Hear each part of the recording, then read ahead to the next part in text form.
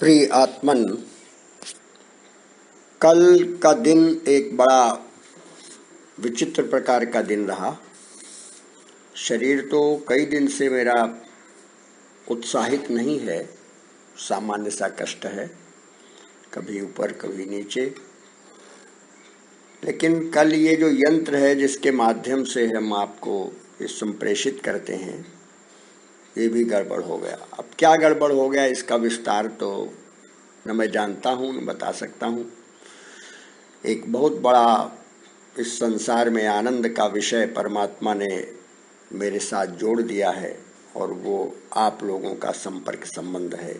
चाहे उसको युग भारती कहें और चाहे आप उसको कोई नाम दे लें। हमारे विनय जी हैं, प्रथम बैच के हैं, वो सब सारी चिंताएं करते, सभी लोग, आप सब लोग करते। तो टेलीफोन संबंधी मैं उनसे बता देता हूँ। अब हुआ क्या कि एकदम से उसका पैसा खत्म हो गया, क्यों खत्म हो गया, क्या हो गया, और फिर उसने कह दिया कि नहीं आप बात कर ही नहीं सकते हैं। तो इस तरह की तमाम चीज़ें थी। अब वो चलता रहा, देर तक चलता रहा, शरीर भी अस्वस्थ और इसमें भी। तो मुझे एक चिंता हुई कि अगर कल ये नहीं जाएगा आपके पास तो फिर एक क्रम टूट जाएगा। तो मैं कोशिश कर रहा था कि प्रवीण जी को सूचना पहुंच जाए। फिर प्रवीण जी का फ़ोन नहीं उठा क्योंकि हम अपने से फ़ोन कर नहीं सकते थे। हमारे सुनील जी आ गए थे। अभी सुनील जी हैं, मुकेश जी हैं, या जो कुछ आजकल धीरू है यहाँ, मैं समझता हूँ कि सारा ये परमात्मा का सब पूरा प्रबंधन होता है। ममई वांशो जीवलोके जीवभूता सनातना मनः षष्ठानि इंद्रियाणि प्रकृतिस्थानि कर्षति। 15वें अध्याय में देखिए 4-5 श्लोक, 7 से लेकर फिर मैं समझता हूँ कि ये पढ़ने योग्य हैं। 11-12 तक पढ़िए 15वें अध्याय की। शरीर क्या है, मन क्या है, और ये बद्ध शरीर क्या है, ये बद्ध जीव क्या है, मुक्त जीव क्या है। ये है स्वांश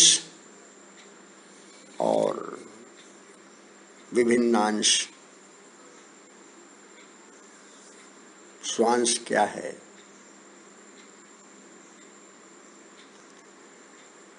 ये अंश क्या है, अंशी क्या है। बहुत सारे विषय गीता जी में हैं। लेकिन यह गीता जी का अभ्यास होना और गीता जी के छंदों को पढ़कर उनकी व्याख्याएं प्रस्तुत कर देना, दोनों फर्क है। शरीर जब कमजोर हो जाता है और विरोध विद्रोह करने लगता है तो आदमी सारी शक्ति शरीर में लगा देता है। उदाहरण देना हो तो आप ये दे सकते हैं। एक गाड़ी है, आपने खरीदी है, आपको किसी ने उपहार में दी है, आपको दान में दी है, आपको भेंट में दी है, अथवा आपने अपने श्रम से उसको क्रय किया है, कुछ भी किया है, गाड़ी है, आपको मिल गई, आपको उस गाड़ी से बहुत लगाव है, आप उस गाड़ी को चलाते हैं, प्रसन्न रहते हैं, और उस गाड़ी में आपका एक अपना परिवार बनता है, वो भी बैठता है। और कई बार आप गाड़ी किराए पर चलाने लगते हैं। ये नौकरी पोकरी करते ना सब, नौकरी व्यापार सब जो भाई किराए पर गाड़ी चल रही। और ये जो घर के अपने आपके लोग हैं, ये आपके अपनी गाड़ी में सवार हैं, लेकिन आपका जो लगाव उस गाड़ी से है ना तो घर वालों का है और न किराए वालों का है। सबसे पहले तो किराए वाले अलग होंगे। अरे भाई आपकी नहीं चल रही है, अब आप तो परेशान हैं, सब लथपथ हो गए हैं, आप समझ नहीं पा रहे हैं क्या करें, कैसे करें, किसका सहारा लें। ये जो मिस्त्री स्त्री हैं, वैद्य डॉक्टर समझ लीजिए। और कभी आप जुटते हैं, कभी कैसे जुटते हैं, घर वाले बेचारे देखते हैं, वो तो चल देते हैं, भाई ठीक है आप मैं जा रहा हूँ, दूसरी गाड़ी ले लूँगा। फिर ये घर वाले ये परेशान होते हैं, ये परेशान होते हैं, ये परेशान होते हैं, फिर ये भी कहते हैं अरे भाई क्या करें, कैसे करें, बहुत हैरानी होती। लेकिन आप गाड़ी छोड़ने के पहले 1000 बार इतना व्याकुल होते हैं, मेरी गाड़ी छूटी जा रही है, मेरी गाड़ी टूटी जा रही है, मैं गाड़ी से मुक्त हो रहा हूं। यह शरीर का लगाव है संसार से, बद्धता यही है। और मुक्तता जहां पर हमने गाड़ी को गाड़ी समझ लिया और फिर सोचा फिर मिलेगी, ये मुक्तता है, यही मोक्ष की अनुभूति है। लेकिन होती नहीं है, होती नहीं है। शरीरम यद्वाप्नोति, पढ़ लीजिएगा, पढ़ लीजिएगा। दोनों का भी क्रम बदल जाता है मैं जब छंद बोलने लगता हूं।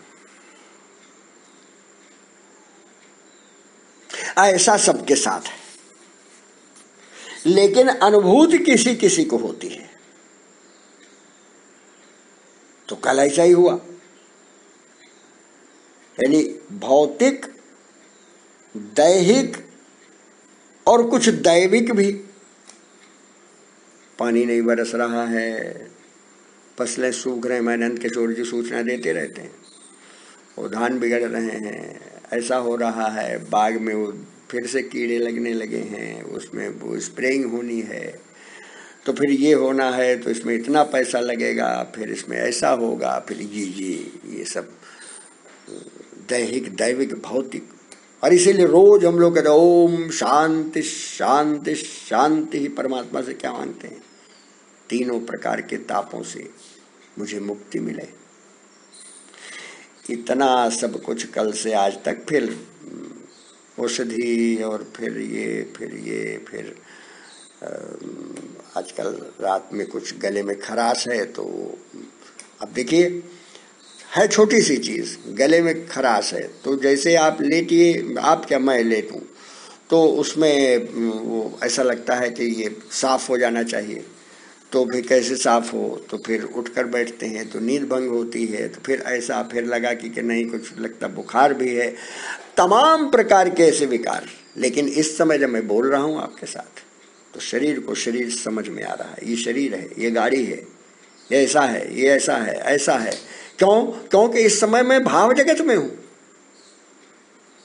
और भाव जगत में जिस समय आदमी जितना ऊपर उठ जाता है उतना उसका शरीर और ये सब, फिर उसको ये बोध नहीं रहता कि मुझे कहीं दर्द हो रहा है। और जो लोग इस भाव जगत में सतत निवास करते हैं और शरीर को अपने साथ अपना अनुवर्ती बना लेते हैं, वे लोग महापुरुष होते हैं, दिव्य पुरुष होते हैं, परमात्मा के स्वांश के करीब हो जाते, अवतारी होते। कितना भीषण कष्ट रहा होगा शंकराचार्य को, कितना भीषण कष्ट हुआ। आज की भाषा में कैंसर हो गया था। अब लोग कहें कि साहब इतने दिव्य जो शरीर, कैंसर शरीर को होता है, विवेकानंद को कितने रोग हो गए, रामकृष्ण परमहंस को। ऐसे शरीर को रोग होते हैं, उसको नहीं होते। और जब शरीर उसका अनुवर्ती हो जाता है, तब फिर वो शरीर की विकृति को विकृति नहीं मानता, और उसके बाद जैसी उसकी मनोदशा होती है, ये भी है 15वें अध्याय में, आप पढ़ के देख लीजिए, उसी प्रकार से फिर दूसरा शरीर उसको मिलता है। ऐसी उसकी यात्रा होती चलती है। लेकिन अभी चूंकि मैं आपके लिए प्रातःकाल इस सदाचार संप्रेषण के लिए नियुक्त किया गया हूं, और आप लोग इसको उम्मीद से देखते रहते आज आचार्य जी ने क्या कहा, तो आज के सदाचार संप्रेषण के लिए शरीर को शरीर मानकर, लेकिन इसकी सेवा सहायता करते हुए, इसको ठीक बनाते हुए, इसकी मरम्मत करते हुए, और जब तक ये चल रहा है तब तक इसके माध्यम से समाज की, राष्ट्र की, मानवता की, जीव मात्र की, और इसके माध्यम से परमात्मा की सेवा, इसको कहते हैं चलते फिरते आपको समाधिस्थ रहने की कोशिश करनी, चलते फिरते। और समाधि अवस्था कौन होती है? कि हम परमेश्वर हैं, हम परमात्मा का अंश हैं, हम उनके पार्षद हैं, हम उनके निकट हैं, हम वही हैं। मुक्तियों में देखिए सायुज्य है, सारूप्य है, सालोक्य है, अनेक प्रकार की है। ये विस्तार का विषय है। समय भी हो रहा है और मैं समझता हूँ कि इतना ही आज के लिए पर्याप्त है, क्योंकि ये जाएगा कि नहीं जाएगा अभी मेरे सामने भी संकट है। क्योंकि हमारे वो जो धीरू जी हैं यहाँ गांव में, वो कहते थे कि आप बोलिएगा, अगर इसमें नहीं जाएगा तो मैं अपने से भेजूंगा। अब वो कैसे भेजेंगे इसका ज्ञान उनको है, ये हमको नहीं है। इसलिए मैं आज इतना बोलकर अपने इस वाणी विधान को फिर से विश्राम देता हूँ और आपकी मंगल कामना करते हुए आज का ये अपना पाठ पूरा करता हूँ। बहुत बहुत आशीष।